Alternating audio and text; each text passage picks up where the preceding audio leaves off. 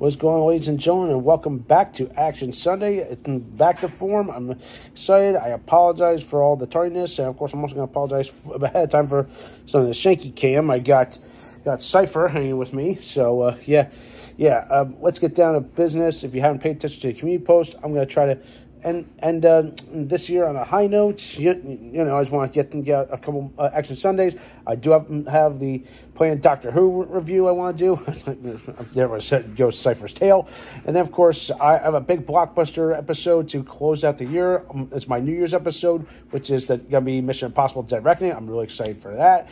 But right now, let's get down to business. Let's talk about this one. This was going to be my original planned follow-up episode after World War Z, if all went planned in the month of November. And this one is, of course, Mr. and Mrs. Smith, this somewhat big hit that came out in 2005. It features, of course, Brad Pitt and, of course, now his ex-wife, Angelina Jolie. And, of course, you could definitely tell there was something going on behind the scenes, or as the movie's going on, you can definitely tell the romance was budding during the production of this movie, because it was all there.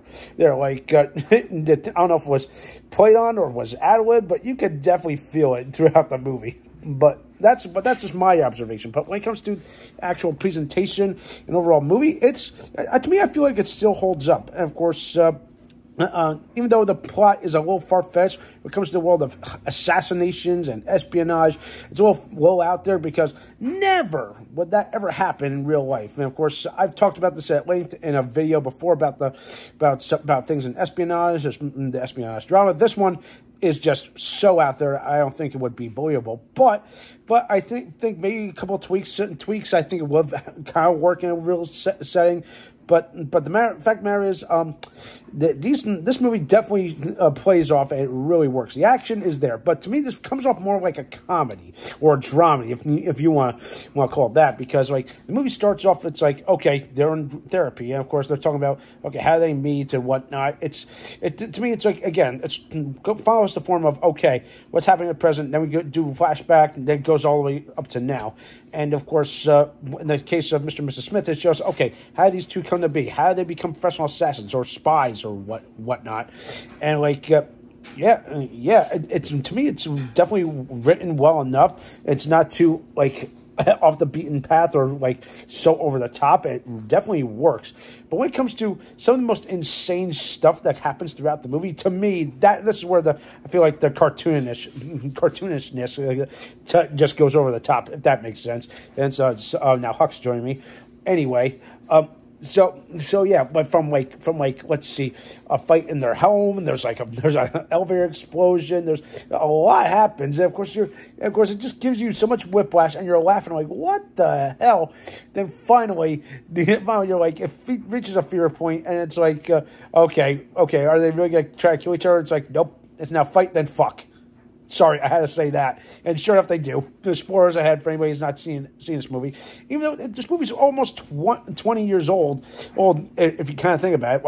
Well, 18 technically, but yeah. If you've never seen it, give it a watch. I mean, again, it's power of hindsight notwithstanding. It's like it's one of those movies that's so fun, exciting. At the same time, you think it's gonna be dumb, but yeah, it's a dumb premise at first. But as you watch it, you realize that it's something. You see the humanity built into these characters, especially obviously our two leads, and of course, to me, I feel like part of their real life romance was definitely seeping into these characters. Like you could definitely tell, Mr. Smith is definitely now having more feelings for Jane as the movie goes on, because they realized, we didn't know about this about each other because they were living like totally different lives, even though it was like a fake marriage at the first. But then you just really realize, oh my God, they really do care about each other. They really love each other. But then at the end, it's like yeah, it's what we'll do. And then of course it just cuts to black, and I'm like, oh, come on.